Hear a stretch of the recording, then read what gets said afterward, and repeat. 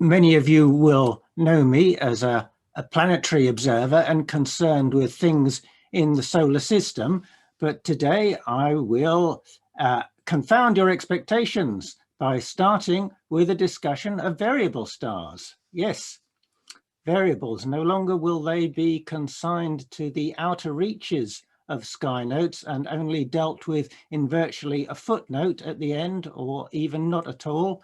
No, today I will give you a lot of variable stars.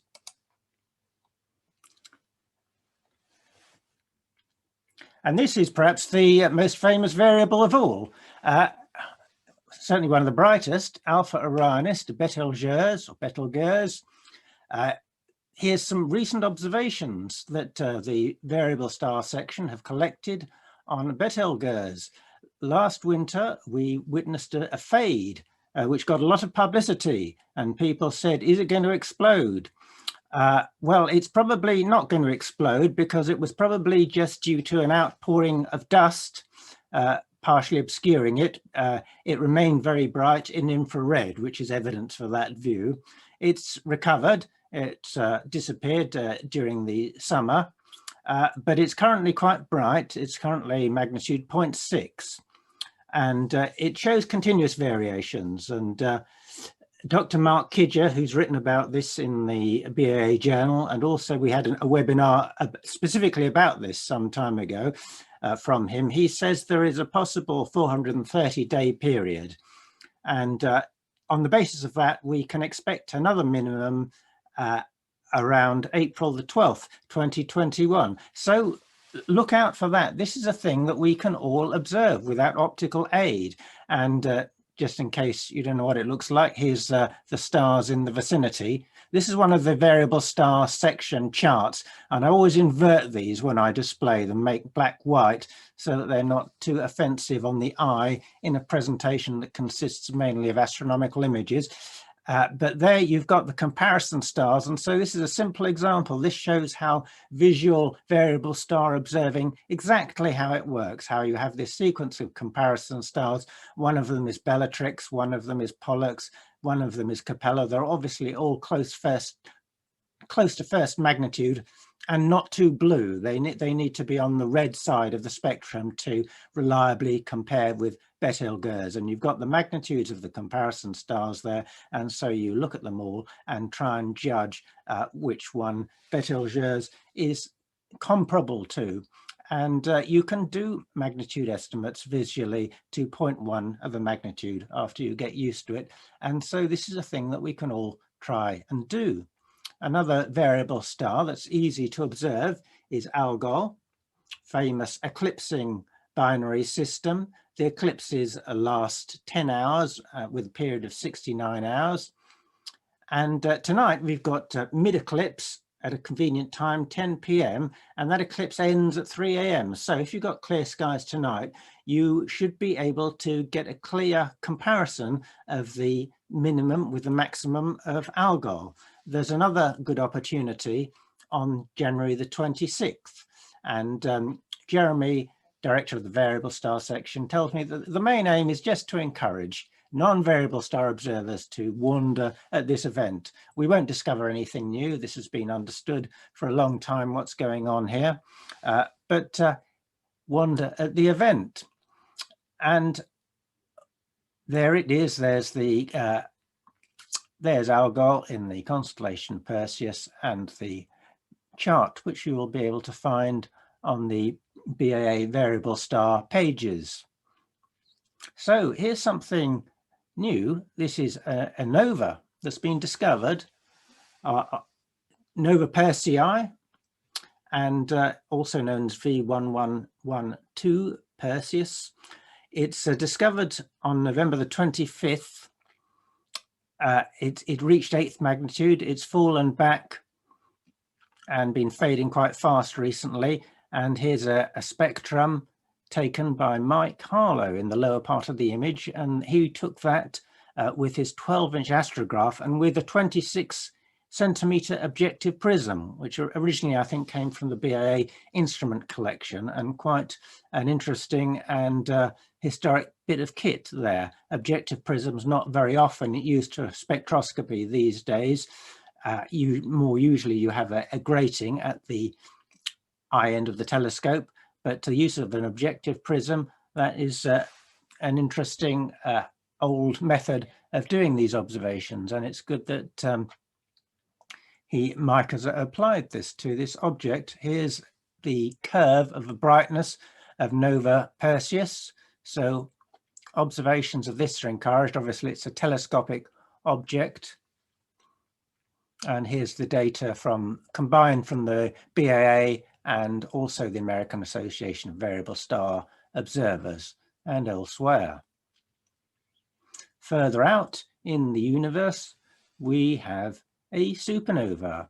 This is supernova, very recent discovery, 2021 AAI in NGC 2268. It's faint, 17/18 magnitude. And I just want to mention that this is such a great example of how well-equipped and on-the-ball BAA Sirius observers can jump on these things so quickly. It was discovered on January the 12th from using the Palomar 1.2 meter Osrin Schmidt telescope at 0749 UT, and Nick James was already on the case that same day at 2146 UT, getting a confirmatory image and magnitude estimate. And other BAA members were already on that day discussing it and discussing it on the BAA website forum, and trying to obtain spectra of it. I don't know if they succeeded because it was a very difficult object being so close to the galactic nucleus. So well done them, and it just shows how amateurs can leap on these things and provide these observations very soon after the discovery, these professional discoveries. I'll now mention some more objects that vary in the distant sky. We have Hubble's Variable Nebula. There are quite a few, well, there are not a lot. There is a small handful of nebulae which are known to be variable, and they're associated generally with variable stars and with young stars that are illuminating surrounding dust, which they have not yet, which their solar winds have not yet cleared out of their neighborhood. And this is NGC 2261, Hubble's Variable Nebula, and a lovely picture by Richard Sargent. And Richard has been taking a whole series of excellent images of the known variable nebulae recently, and I'll show a few of his images. Here's Hind's Variable Nebula. And this is one that I hadn't heard of before, Tom's Nebula, or Tommy's Nebula, all by Richard. So the BAA has a project to observe these, and there are some new pages on the Deep Sky section website listing these objects and giving links to the information about them and latest observations about them. So well-known ones are Hind's and Hubble's Variable Nebula, McNeil's Nebula, and a lot of them well-placed this time of year. Taurus, Monoceros, Orion, they're well-placed. With the Corona Australis one, obviously we can't see from the UK, but all the others we can. And then there's the one which nobody can pronounce very well, Gilberdagian's Nebula. And there's a couple of new ones listed down there as well. One in the vicinity of NGC 1333 in Perseus, and another one associated with V347 Aurigae. And these have been turned up by Grant Privet. And so these are new or suspected objects, suspected variable nebulae, which we're encouraging particularly observations of. And here's another image from Richard Sargent showing NGC 1333, this new suspected very small bit of variable nebulosity, and the one in Auriga, V347 Aurigae. if you want to see these objects, obviously you need a telescope, and most of the observations we receive are taken with monochrome cameras, and ideally you need dark skies, and to get dark skies you need to know what the moon is doing. So I'll tell you about the moon phases.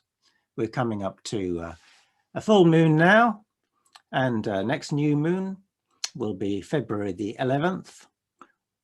February the 19th is the next first quarter. That will be a very high first quarter moon, so that would be a good one to observe. Next full moon after that, February the 27th, new moon again on the 13th of March, and an even higher first quarter moon, even better placed on March the 21st. So that's information you need if you're looking at the deep sky to avoid the full moons, or if you want to look at the moon, of course. Then the coming months will be a very good time to look at the growing crescent moon. And you can also observe in that connection lunar occultations. And I'll highlight a couple of occultations of brightest stars in the next few weeks. February the 1st, there's an occultation of Nu Virginis, magnitude 4, and it will be reappearing at the dark limb of the moon at a reasonably convenient time of the night, well, 1:37 on February the 1st. And another one, similar brightness, star in Cancer, Gamma Cancri or Acillus Borealis, and that disappears at the dark limb of the moon. And that's on February the 25th, and later that night it will reappear at the bright limb. The planets Jupiter and Saturn were attracting a lot of attention recently because they were in close conjunction, and a conjunction between Jupiter and Saturn happens about every 20 years. But this was a particularly close one, and here is a picture I got with Jupiter and Saturn and the moon there and Earthshine on December the 17th, and the closest approach of Jupiter and Saturn was the 21st, when they were only 5 arc minutes separation, so within the field of a small telescope. Still splittable with the naked eye, but really very close, and so close that we won't see that again in our lifetimes. There will be another 5 minute apart in about 60 years' time, but it will be in the daytime sky, so it won't be well placed from the UK. So if you missed it this time, you missed it, I'm afraid. And I kind of missed it because it was cloudy completely cloudy on the 21st. But the 20th was okay from St. Albans, and I'll show you Martin Lewis's marvelous image here. And this, he tells me, was just one exposure. Well, it's a webcam exposure, so it's many exposures, but it's just one length of exposure, and he's only done a gamma adjustment to bring up the fainter Saturn in relation to Jupiter, but it's not a composite. So that's really quite an achievement to get Jupiter and Saturn on the same frame, and it's not a composite. And he took that, he went to great lengths. He put his telescope on like a table or an elevated platform about 1 meter up. So he put an 8-inch Dobsonian telescope on a platform to see over his garden fences and so forth, to capture that lovely view. And we've had a lot of lovely views of that event from various parts of the world. Here's the view that Chris Go got from Cebu in the Philippines, and you can see even there the great red spot on Jupiter, looking very, very, very dark. And another example from another part of the world, from Curacao. This is Eric Suschenbach, another of our correspondents and great observers, great overseas observers, and another lovely image showing the satellites of Saturn almost intermingled with the moons of Jupiter. And this is quite remarkable, I think, worth highlighting, that Peter Anderson in Queensland, he observed this, and here's his image, and he's a big contributor to my section, the instruments and equipment section of reviewing equipment and so forth. But what's remarkable here is that he also observed a similar event in 1961. And here's his picture of the conjunction of Jupiter and Saturn in 1961, taken with a fixed camera on film, obviously 1 minute exposure, and he's got a 6-inch telescope in the foreground. So that wasn't as close as the recent one. That was about 16 arc minutes, so reasonably close, but not as close as the conjunction we've just had. But I think that's a remarkable record, 60 years nearly of observing Jupiter-Saturn conjunctions. I doubt whether anybody else has done that. So that day it was cloudy for me, and then for the next few nights it was cloudy, but eventually I managed to see them in the same telescope field, and I couldn't get them on my color camera, which has a smaller chip, but I managed to take one picture in monochrome, and this was taken with a 4-inch refractor, and that was December the 24th, 3 days after the closest approach, but I could still get them visually in the field of the 4-inch refractor, and it was well worth seeing. And I got that image, and that image actually is a composite of different exposures for Saturn and Jupiter, because there's a big brightness difference. And I was able to follow Jupiter into the sunset. Saturn has now gone into the sunset, but I got a bit obsessed with taking pictures of Jupiter very low down, seeing how close I could get to the conjunction. And here's one taken on January the 9th, and there's Jupiter just disappearing into the sunset. Saturn has already disappeared. So what are the planets doing in the near future? Here's the list. Mercury has a greatest eastern elongation, so it's in the western sky, and that's January the 24th. And on January the 28th, it has its maximum separation, is a maximum altitude at sunset. So this is quite a good occasion to observe Mercury from the UK. Venus is too close to the sun to observe. Mars is still prominent in the evening sky, much faded, much reduced in size from opposition, but it's well placed in the evening sky. And high up, 53 degrees high. Jupiter has now disappeared, and conjunction is January the 29th. Saturn is now in conjunction with the Sun tomorrow. Uranus is still visible as an evening object close to Mars, transiting 6 p.m. And Neptune is disappearing into the evening twilight. Now it's only 24 degrees high at 6 p.m. So you probably won't catch Neptune again. Here's where Mercury will be when it's at its maximum elevation above the horizon, 28th of January. And I've already had one image of Mercury, image captured by Pete Lawrence on the 21st, just a couple of days ago. So well done. If you want to look at Mercury with a telescope, best to do it in the daytime when it's a bit higher. And planetary images can get quite good results on Mercury these days. And here's a contributor in Italy, Luigi Moroni, and he's made something, a specialization, taking pictures of Mercury. And on the left, there's a simulated image based on spacecraft data. And on the right, there is his image. And this was taken in November. And you can see there's a good correspondence between the brighter patches on Mercury and some of the that he's imaged and some of the brighter ray craters and higher albedo areas. In the night sky, there's a few close approaches of planets. Mars and Uranus are only 2 degrees apart tonight. That's where they are, in Aries, just south of Aries. And on February the 17th, the moon will make a close approach to Uranus, 3 degrees apart, February the 17th. And then on February the 18th, Mars and the moon will be 5 degrees apart. And then the end of February, about the 28th of February, Mars is close to the Pleiades, 3 degrees apart, so not a telescope field, but you'll get them nicely in the field of binoculars, and it should be quite picturesque. We can still observe Mars telescopically, of course. I've been continuing to take images of it.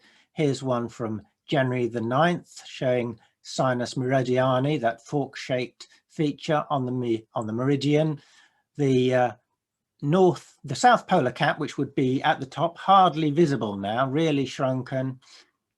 Here's an image from Martin Lewis, even more recent, 15th of January, and the polar cap's virtually gone there.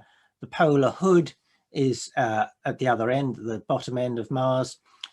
That's a cloud hood, but now this season of the Martian year, we get a reversal and we start to see the north polar cap and correspondingly clouds develop over the south polar regions, and some of the very latest images might be showing that now, although I couldn't find a good example, but that will be observable, although Mars is very shrinking now, and it's down to, in this image, it's down to 9 seconds diameter. From Martin Lewis's observations through this whole apparition, he's produced this lovely map of Mars. And here's the labeled version of it. So a lot of dedication and really serious imaging effort has gone into producing that. Minor planets. We've got Vesta coming to opposition on 3rd of March. That's in Leo, magnitude 6.2, so only just below naked eye visibility. Jupiter is now invisible, but here's a map based on observations by BAA members in November. And you can see, interestingly, the equatorial regions have this very bright orange coloration, quite unusual. Great red spot, very small there. We'll have to see how all that develops when Jupiter comes out from the sun later this year. Clyde Foster, observing from South Africa, has managed to follow Jupiter as late as December the 26th. Here's his image of Jupiter with his spot, Clyde spot, which that's an unofficial name, which is even being used by the professional planetary scientists now to describe this feature. And of course, he's been collaborating closely with the Juno mission. Juno had a perijove on December the 30th, its 31st perijove. And here's one of the images. I'm not sure who processed this image. It was probably John Rogers or one of his collaborators.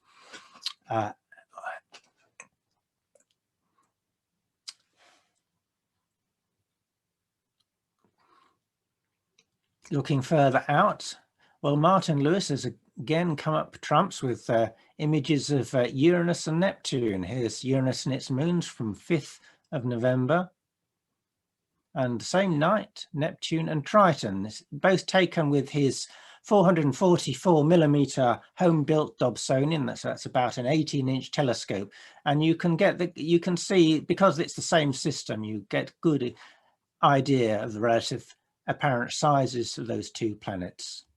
There they are. And every year Martin produces a parade of the planets from all his observations in that actual year.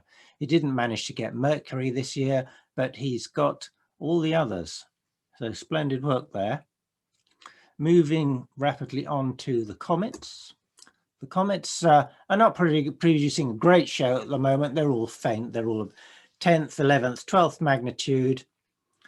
Mach-Holtz early evening, an Atlas comet, which is visible all night, and a linear comet fading best evening. Then there's this new one, 2021 A2 Neowise, is magnitude 12. It's not visible from the UK, but it's moving north and will be visible at the end of this month. So we want to try and catch that. And it seems to be brightening. It probably won't get much brighter, only magnitude brighter, but that will be visible. And this other new one, 2021 A1, the first one to be discovered this year, Comet Leonard, discovered by Greg Leonard on Mount Leonard Observatory. and that's been attracting some interest. It could be bright. It's very far out at the moment, but we have a whole year to watch it. It's coming in. It's currently in Boötes, and it was observed by Nick James just the other night in Boötes, and he said it was about magnitude 19, but it could get, and this is always a hostage to fortune and bound to fail, virtually bound to fail, but it could get to about 4th magnitude in December because it has a close approach to the Earth. 0.2 AU from the Earth and only 0.03 AU from Venus. So Venus is the place to go to see Comet Leonard. It could well be the best comet of the year. It will be in the northern sky for a long time, either in Boötes or in Ursa Major. So observations of that are encouraged. Here's an observation by Peter Carson using a remote telescope in Spain, and that's what Leonard is like at the moment. It's insignificant speck. Here's a couple of the other comets I mentioned. Here's 2020 M3 Atlas, imaged by Peter Tickner from Berkshire, and nice greenish comet there, 7th of November. And here's an image from the indefatigable Martin Moberly, who images so many comets. This is 156P Russell, November the 15th. And that's another greenish looking comet, and some deep sky objects in there. ARP 295, which is a peculiar galaxy just below the comet there. I'll tell you about this near-Earth object, close approach, called 1999 RM45. March the 2nd to 3rd will be the time to look out for it. You won't be able to use this map because it'll be moving so fast, but it will be well placed. Early in the evening on March 1st and 2nd, it will be in the Monoceros to Orion area, but you'll need to get precise predictions. It'll be moving fast, which you can get those precise predictions from the Minor Planet Center of Harvard University. Passes 7.6 lunar distances from the Earth, and it will still be quite faint, magnitude 13.4. Other objects that approach, well, even closer to the Earth, in fact, collide with it, are, of course, meteors. We had a famous meteor shower, the Quadrantids, recently, but here, from my observatory, it was completely cloudy. I haven't seen much reports of observations from the UK. We had a cloudy period, but radio observers can do this. And here's a correspondent of mine, a friend of mine in the west of London Astronomical Society, David Talabert, who's been doing the observations. And here's an observation of a quadrantid meteor in this trace at the lower right. It makes this bit of noise as it burns up over southern France. It passes through the beam of a military radar called the Graves radar, and that refracts some of the radio waves back, and it can be picked up in the UK. And so this is the technique that is used, this fractional reflection of the ionized region of the atmosphere that the meteor creates. And so radio observers can gather very useful data about these meteor showers when the meteors are not actually visible because it's too cloudy. There was recently a very well heralded but much missed eclipse because most people couldn't go to South America to see it, but a small party of intrepid explorers did. They got permission, and this is one of the spectacular images I've ever seen of an eclipse or any astronomical object. This is collaboration between Andreas Müller and Miloslav Druckmüller. I think they are from the Czech Republic, and they were on the same trip that Nick James and Mike Frost, BAA members, were on. And Andreas and Miloslav produced this marvelous image which shows this tremendous coronal disturbance on the left due to a solar flare. disturbing very visibly the magnetic field lines there. And there's a comet there as well. There's a sun grazing comet just in the lower left of that picture, and you can really see it looks a bit red. So yeah, that we've discovered Vulcan again, and maybe that's what explains some of these observations of Vulcan-like objects in the past. I think it's quite likely maybe they were comets, because that's what you see during a solar eclipse. And a comet has been captured there in this particular view, but Nick James was also imaging around the area for comets. And in this composite of data from Nick James, Miloslav and Andreas Muller, processed by Miloslav Druckenmüller, you can see the comet C2020 SOHO, that little red one, and another one much further out, a greenish one, C2020 S3 Erasmus, and Nick James captured that comet. He also captured the other one and most of the data in this image, and just the inner corona and the image of the moon was superposed on that in this composite by Miloslav Druckenmüller. So that's a marvelous collaboration there, and they did very well to get there and have a marvelous view of that eclipse. I haven't mentioned the sun itself. Obviously, it's not a thing we observe much in the winter in the UK, but it's showing some activity, and Gary Palmer, Deputy Director of my Equipment and Techniques section, he has been imaging the sun regularly, and here's his image from January the 21st, a hydrogen alpha image taken with the Daystar quark filter, and there you can see a little sunspot pair and a solar flare, I suppose it is, or some kind of small thing like small flare there. So a little bit of activity. The sun's activity is picking up.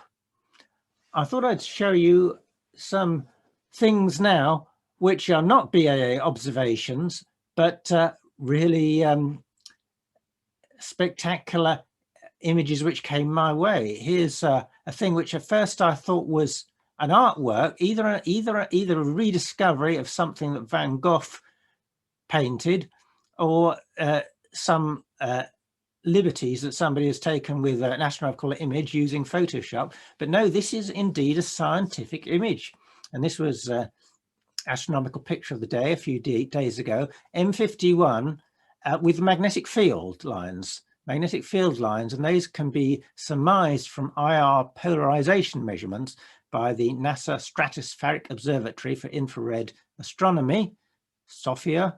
They've always got good acronyms, these things, haven't they?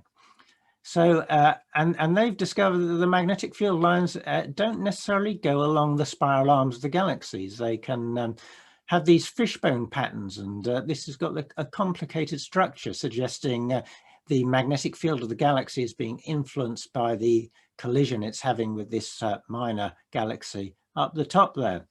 And even more spectacular, even further out in the, much further out in the universe, this was announced, and I learned this in the SPA broadcast yesterday, actually, so I just put it in. It was announced at the January 21st meeting of the American Astronomical Society.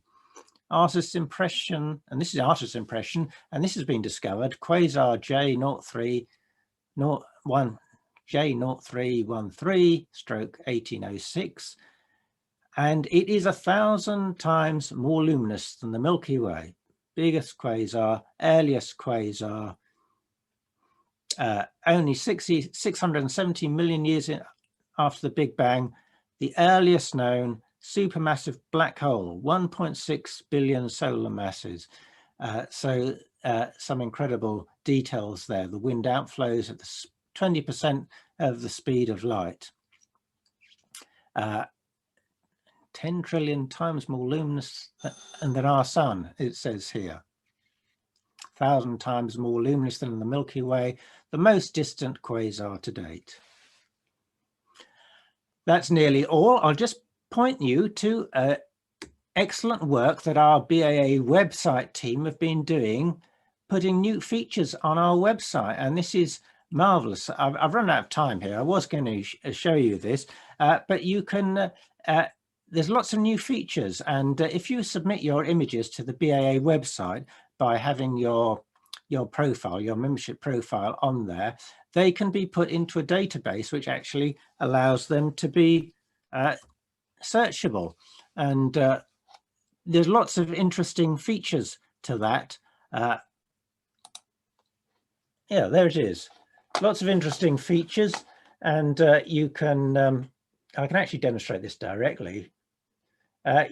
You can get a sky map, which actually shows you where these objects are, because they've been plate solved. The software that Dominic Ford has been developing for our website actually solves the images for where they are in the sky, and then we've put them all in a database, and you can click on them and you can get an individual image, and then for any part of the sky, and you can overlay it with where the stars are, and it will actually solve it. It will actually show you which, it's not coming up now, but it will actually name the stars in the image.